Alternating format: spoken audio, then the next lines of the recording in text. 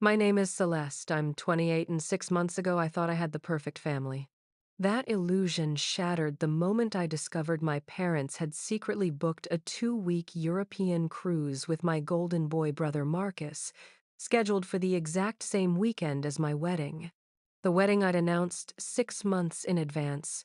The wedding they'd helped me plan. The wedding they'd promised to attend. What I didn't know then was that this betrayal would expose decades of favoritism and lies that would ultimately destroy our family forever, leading to the most satisfying revenge I never saw coming. But before we dive into how I discovered the truth and what I did about it, I need to know, where are you watching from today? If you're ready for a story about family betrayal, sweet revenge, and karma coming full circle, hit that like button and subscribe because this family drama is about to get wild. Trust me, you'll want to see how this all plays out. Growing up, I was the responsible one.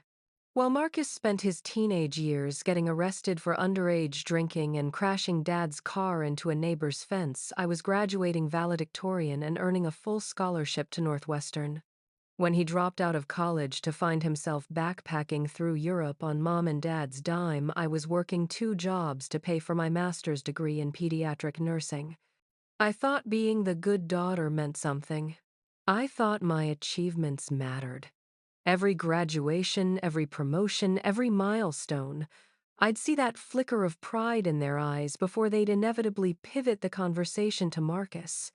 Oh, speaking of success, did we tell you Marcus is thinking about maybe possibly starting a business, they'd say, as if his half-baked idea to sell handmade soap was equivalent to my decade-long career saving children's lives. When I met James 3 years ago, I finally felt like I had found my person. He's a pediatric surgeon at the same hospital where I work, and unlike my family, he sees my worth. He celebrates my victories without diminishing them. When he proposed last Christmas in front of our entire extended family, my parents seemed genuinely happy. They hugged us, cried tears of joy, and immediately started talking about helping with wedding planning. That's when I made my first mistake. I believed them. We started planning immediately. January through March was venue hunting, April was dress shopping with Mom May, was finalizing the guest list. Every step of the way, my parents were involved. Mom helped me choose between the cathedral veil and the chapel-length one. Dad walked me through the father-daughter dance options.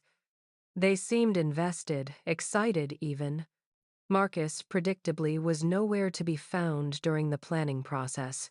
He'd moved to Portland after his latest artistic phase, pottery this time, had failed to launch. He called maybe once a month, usually when he needed money, but I didn't mind. I was used to his absence, and honestly, the wedding planning was going so smoothly that I thought maybe this would be the event that finally brought our family together. In February, I set the date, October 15th. I sent save the dates in March. Mom and Dad were on the guest list, obviously, with plus ones, since they'd been divorced and remarried within the family social circle. A whole other drama I won't get into today. Marcus was listed as plus one TBD because he never kept a girlfriend longer than 3 months. Everything seemed perfect. The venue was booked, the dress was ordered, the catering was confirmed. James and I were excited, my future in-laws were involved and supportive, and my parents were. Well, I thought they were excited too.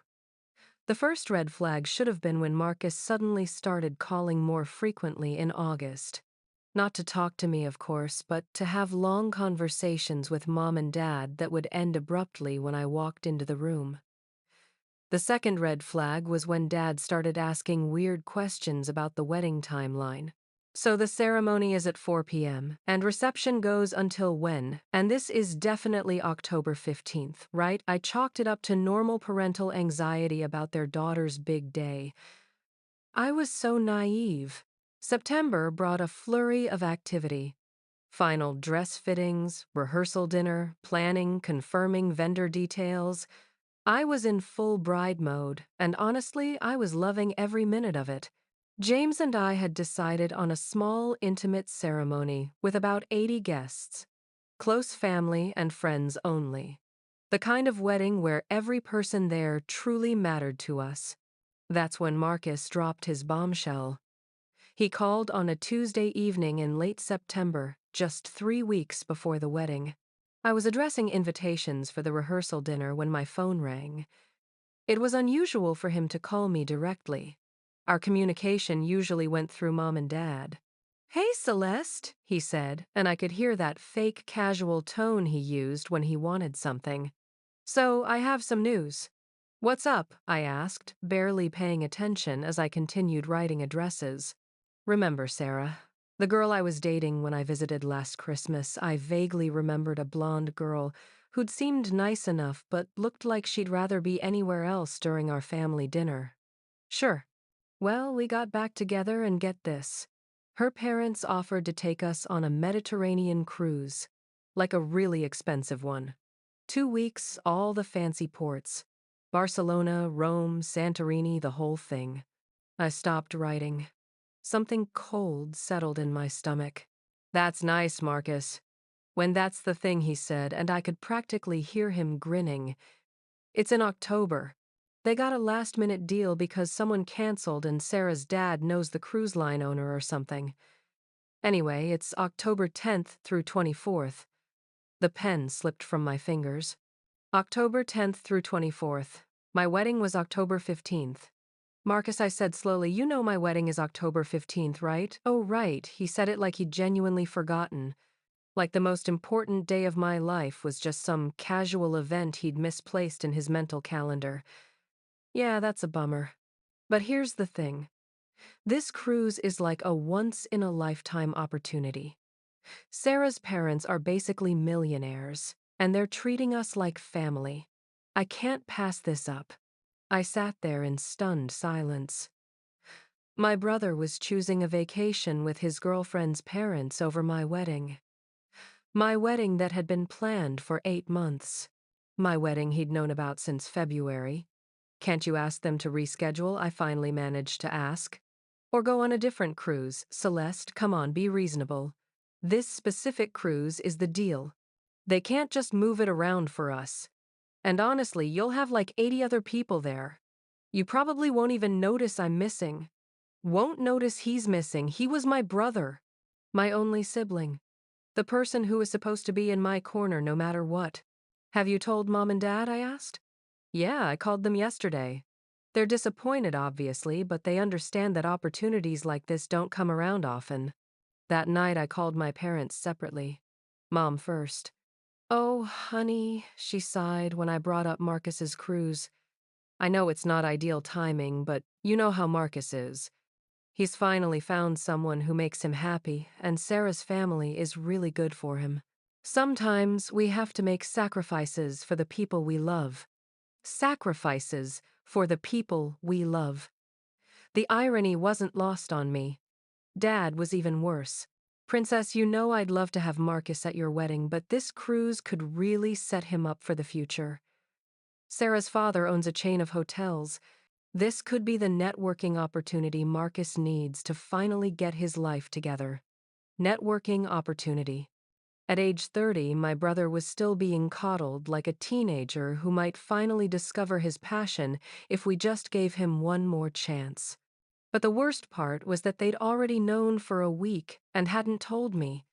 They'd let me continue planning, continue believing my brother would be there while secretly accepting his absence as inevitable. That's when I should have known something bigger was happening. The phone call that changed everything came exactly 1 week before my wedding. I was at my final dress fitting when James called, his voice tight with an emotion I couldn't identify. "Celeste, you need to come home right now." "What's wrong? Is everything okay?" My mind immediately went to medical emergencies, car accidents, heart attacks, the kind of crises that actually warrant urgent phone calls. "Just come home. Please." I drove home with my heart pounding, imagining every possible scenario. When I walked into our apartment, James was sitting at our kitchen table with his laptop open, his face pale. "Sit down," he said gently. "James, you're scaring me." What's happening? He turned the laptop toward me. On the screen was Marcus's Instagram story from 3 hours earlier. The picture showed him and Sarah on what was clearly a cruise ship deck, with the caption, "Day 5 of the most amazing Mediterranean adventure. Mom and Dad are loving Santorini as much as we are number blessed, number family time, number cruise life." I stared at the screen, reading those words over and over. Mom and Dad are loving Santorini as much as we are. That has to be a mistake, I whispered. Maybe he meant Sarah's parents. James swiped to the next story. It was a group photo, Marcus, Sarah, and unmistakably my mother and father all wearing matching cruise bathrobes, raising champagne glasses against a sunset backdrop. The caption read, "When the rents surprise you on your dream vacation, best family trip ever." The world tilted sideways. My parents who had helped me plan every detail of this wedding, who had seemed so invested in my happiness, were on a cruise with Marcus. During my wedding week, they had chosen his vacation over my wedding, but it got worse. James had done some investigating after seeing the Instagram post. He'd checked the cruise line's website and found the booking. Mr. and Mrs. Patterson, my parents' names were right there on the passenger manifest for a 14-day Mediterranean cruise, departing October 10th. How long have they been planning this? I asked, though I dreaded the answer. Based on the booking confirmation screenshot I found on your dad's email. He left his account open on your laptop last time he was here. They booked this cruise in June. June. They had been planning to skip my wedding since June. That was 3 months after I sent save the dates. 2 months after Mom helped me pick out my dress. 1 month after Dad and I had discussed his father-daughter dance speech. For 4 months they had looked me in the eye, helped me plan my wedding, and knew they wouldn't be there. The betrayal cut so deep I couldn't breathe. All those conversations about wedding details, all those moments where they seemed excited and involved, it had all been an elaborate lie. They'd been planning their exit strategy while pretending to care about the most important day of my life. I called Marcus immediately. "Oh, hey, Celeste. I was just about to call you," he said, his voice cheerful and relaxed in a way that made my blood boil. "The cruise is amazing. You should see this sunset. And Mom is having such a good time. She hasn't been this relaxed in years." "Marcus," I said, my voice deadly calm, "you're on a cruise with our parents during my wedding week." "Yeah, well, like I said, this opportunity came up and you said Sarah's parents offered to take you to. You never mentioned Mom and Dad." There was a pause. Then for the first time in my life, I heard my brother sound genuinely uncomfortable. "Well, they decided to come too. You know how they are about family trips. My wedding is in 6 days." "Celeste, look, I know you're upset, but you're being dramatic. It's just 1 day. You'll have other family there. Just 1 day. My wedding was just 1 day to them. Put Mom on the phone. She's at the spa right now. Put Dad on the phone. He's at the casino." I hung up and immediately called my mother's cell phone. It went straight to voicemail. Same with Dad's phone. They were avoiding me. Even now, even when I'd caught them in their lie, they couldn't face me. That's when James made a suggestion that would change everything. "Why don't we postpone the wedding?" I stared at him. "What? Think about it, Celeste. Do you really want to get married without your parents there? Even if they've hurt you, you'll regret it later.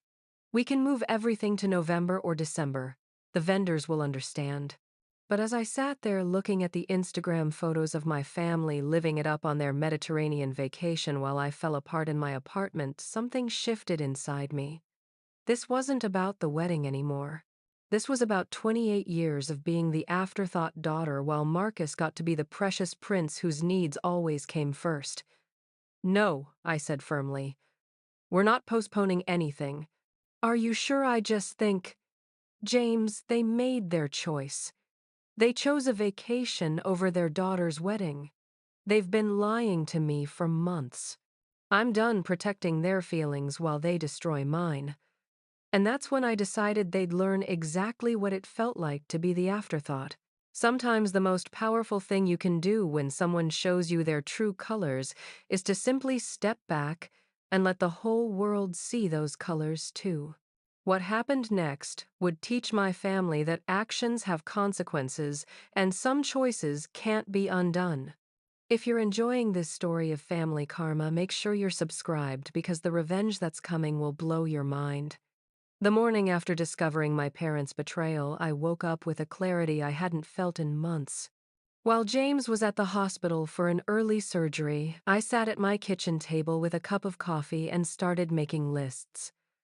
Not wedding lists, revenge lists. First, I called every single wedding vendor and explained the situation. I was honest, my parents had chosen to skip my wedding for a vacation, and I was making some last-minute changes to accommodate their absence. The response was universal sympathy and immediate cooperation. The photographer agreed to remove all parent-specific shots from the timeline.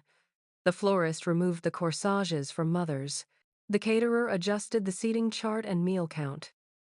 But those were just the practical changes. The real plan was much more elaborate. You see, my parents had taught me something valuable over the years. Appearances matter to them more than almost anything else. Mom's Facebook page was a carefully curated highlight reel of family perfection. Dad's LinkedIn was full of posts about family values and work-life balance. They lived for the admiration of their social circle. I decided to use that against them. Step 1, I called my Aunt Linda, my mother's sister, who lives across the country but follows all our family drama with the dedication of someone watching a soap opera. I told her the whole story. The cruise, the lies, everything. Her reaction was exactly what I expected, complete outrage. They're where she shrieked. "During your wedding, I need a favor, Aunt Linda. I need you to post something on Facebook. Something that will get attention." What Aunt Linda posted an hour later was a masterpiece of passive-aggressive family drama. "So proud of my beautiful niece Celeste getting married this weekend. It's such a shame that some family members chose a vacation over this once-in-a-lifetime moment, but the people who truly matter will be there to celebrate.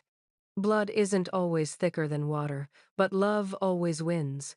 Number family first, number priorities." Within 2 hours, that post had 47 comments and 23 shares, most from family friends asking where my parents were and expressing shock that they'd miss my wedding. The narrative was officially out there: my parents had abandoned their daughter's wedding for a cruise. Step 2 was even more satisfying. I called my cousin Rachel, who works for a local newspaper and has always been looking for her big break. I pitched her a story: local nurse's wedding becomes community celebration after family abandonment. "You want me to write about your parents skipping your wedding?" Rachel asked, clearly excited by the potential drama. "I want you to write about how a community rallied around a bride when her family let her down. Focus on the positive. How my coworkers, James's family, our friends, and even some of my patients' families have stepped up to make this wedding special. Mention that some family members chose vacation over family commitment, but make it about love conquering disappointment." Rachel loved the angle. She interviewed me that afternoon, and by Thursday there was a full-page spread in the lifestyle section with the headline, "Community Love Fills the Gap, Local Nurses' Wedding Brings Town Together." The article mentioned that immediate family members had prior commitments that prevented their attendance, but focused primarily on heartwarming stories of people going above and beyond to support James and me. The article included quotes from my head nurse about what an amazing colleague I was, stories from patients' families about how I'd gone above and beyond for their children, and even a comment from the florist about how the entire wedding vendor team had donated extra services to make up for the family situation. It painted me as a beloved figure in our community and strongly implied that my family had failed me. But the real masterstroke was step 3. I knew my parents checked their social media religiously even while traveling. They were probably seeing all the Facebook drama and the newspaper article. They were probably panicking about their public image. So I decided to give them one final opportunity to make the right choice. I sent them a group text on Thursday evening. Hi, Mom and Dad. I know you're enjoying your cruise and I hope you're having a wonderful time. I wanted you to know that the wedding is still happening this Saturday as planned. If you change your minds and can fly back, there's still time. I love you both, and the door is open. The response came 3 hours later from, Mom, honey, we're so sorry, but we're in the middle of the Mediterranean with no way to get back in time. We'll celebrate with you when we return. Have a beautiful wedding. That text message was screenshot and saved immediately. It was proof that even after everything, after the community rallying around me, after the public embarrassment, after being given one last chance, they still chose their vacation. Friday night at my rehearsal dinner, I stood up to give a speech. The room was packed with people who genuinely loved and supported James and me. Coworkers who had donated vacation time to attend friends who had flown in from across the country. James's family who had embraced me completely. And yes, even some of my extended family who were horrified by my parents' behavior. I want to thank everyone here tonight. I began looking out at faces filled with love and support. Planning this wedding taught me something important about family. Family isn't just about blood. It's about who shows up. It's about who keeps their promises. It's about who prioritizes your happiness when it matters most. The room erupted in applause, and I saw several people wiping their eyes. But I wasn't done. Some people have asked me about family members who aren't here tonight, and I want to address that directly. Yes, some people chose other priorities over being here, and yes, that hurt. But what I've learned is that when some people step away, it creates space for the right people to step forward. Everyone in this room chose to be here. Everyone in this room made my happiness a priority. Everyone in this room is my real family. The standing ovation lasted 3 full minutes. But the best part was that I knew my Aunt Linda was live streaming the speech on Facebook. My parents might be in the middle of the Mediterranean, but they'd see exactly how I felt about their choice. Saturday morning dawned crisp and perfect, the kind of October day that makes you believe in magic. As I sat in the bridal suite, getting my makeup done, surrounded by my bridesmaids and James's mother, who had insisted on stepping into the role my own mother had abandoned, I felt something I hadn't expected: complete peace. The revelation came when Mrs. Harper James's mom was helping me put on my grandmother's pearl necklace, the same necklace my own mother was supposed to help me wear. Celeste, honey, Mrs. Harper said gently, I need to tell you something. I looked at her reflection in the mirror. She had the same expression James got when he was about to deliver difficult news to a patient's family. What is it? Yesterday, after the rehearsal dinner, I got a call from your mother. My entire bridal party went silent. Sarah, my maid of honor, actually dropped her lipstick. She called you? I asked, my voice carefully controlled. She did. She was calling from the cruise ship, and she was drunk and crying. She said she'd made a terrible mistake and wanted to know if there was any way to get back for the wedding. The room held its collective breath. Part of me, the little girl who had always craved her parents' approval, felt a flutter of hope. Maybe they'd realized what they'd done. Maybe they were trying to make it right. What did you tell her? I asked. I told her the truth. I told her that even if she could magically appear here today, the damage was already done. I told her that her daughter had spent the week rebuilding her wedding around the hole her parents had left, and that watching you do it had been one of the most heartbreaking things I'd ever witnessed. Mrs. Harper paused, her hands gentle on my shoulders. But then I told her something else. I told her that watching you handle this situation with such grace and strength had also been one of the most inspiring things I'd ever witnessed. I told her that she was missing more than just your wedding. She was missing the chance to see the incredible woman she raised in action. I felt tears threatening my carefully applied makeup, but they weren't tears of sadness. They were tears of validation. Someone had finally stood up for me to my own mother. How did she respond? I asked. She cried harder and hung up. But Celeste, there's more. Mrs. Harper reached into her purse and pulled out her phone. About an hour after she called me, she posted this on Facebook.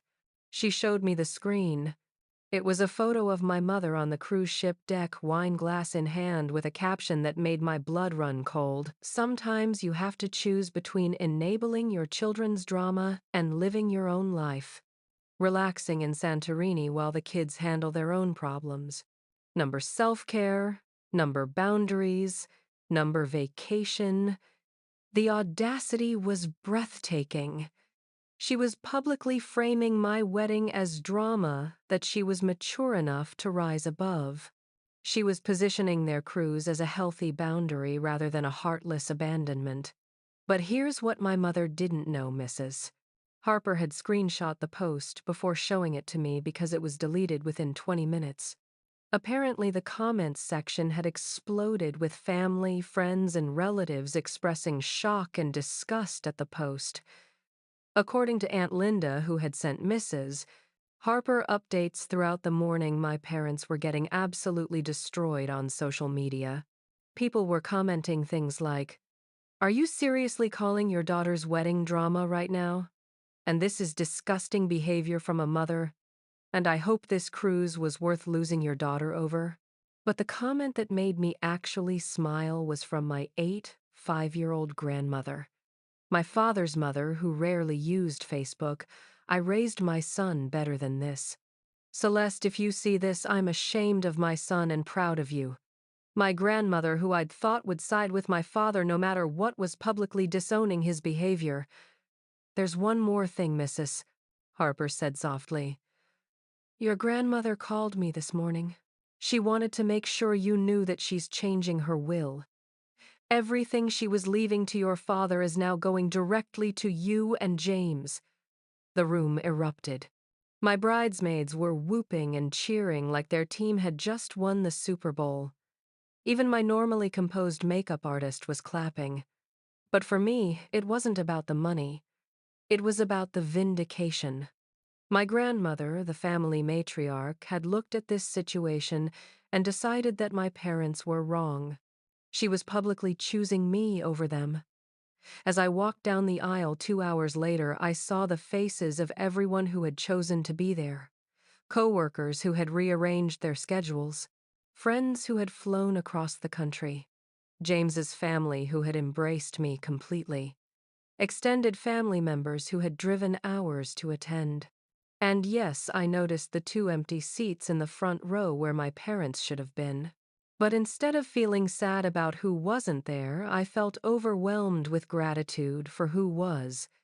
The ceremony was perfect. When the officiant asked if anyone objected to our union, James's youngest nephew shouted, "Yeah, I object to how long this is taking," which got the biggest laugh of the day. When James and I kissed as husband and wife, the cheers were so loud I was sure they could hear them back in Santorini. But the most perfect moment came during the reception when I got a notification on my phone. My cousin Rachel had posted a new article online, "Wedding Update Community Celebration Becomes Viral Sensation." The original article about my wedding had been shared over 1,000 times, with thousands of comments from people sharing their own stories of family disappointment and community support. My parents hadn't just missed my wedding. They'd missed witnessing their daughter become a symbol of resilience and grace under pressure. And they were about to discover that their absence had consequences they never could have imagined. 3 weeks after the wedding, I was still riding high on newlywed bliss when the consequences of my parents' choices finally caught up with them. The first sign came when James and I returned from our honeymoon in Ireland to find 17 missed calls from my mother and a series of increasingly frantic voicemails. "Celeste, honey, please call me back. There's been a misunderstanding with Grandma Rose and I need to talk to you. Celeste, this is serious. Grandma has cut off contact with your father and me.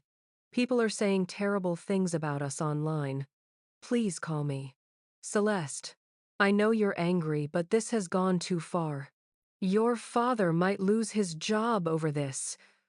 Please, we need to talk. That last voicemail made me pause. Dad might lose his job. I called Mrs. Harper immediately.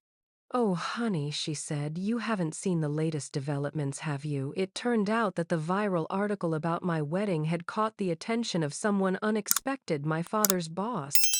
Dad works for a family-owned construction company that prides itself on family values and community involvement. The owner, Mr. Peterson, had seen the article and the social media fallout and was reportedly deeply disturbed that one of his managers had abandoned his daughter's wedding for a vacation. But it gets better. Remember how Dad was always posting on LinkedIn about work-life balance and family priorities? Well, someone had screenshotted all those posts and created a compilation showing the contrast between his public persona and his actual people. Behavior. The post was titled, "When Family Values Are Just Corporate Buzzwords," and had been shared in multiple professional networking groups. The construction industry is smaller than you'd think, and reputation matters enormously.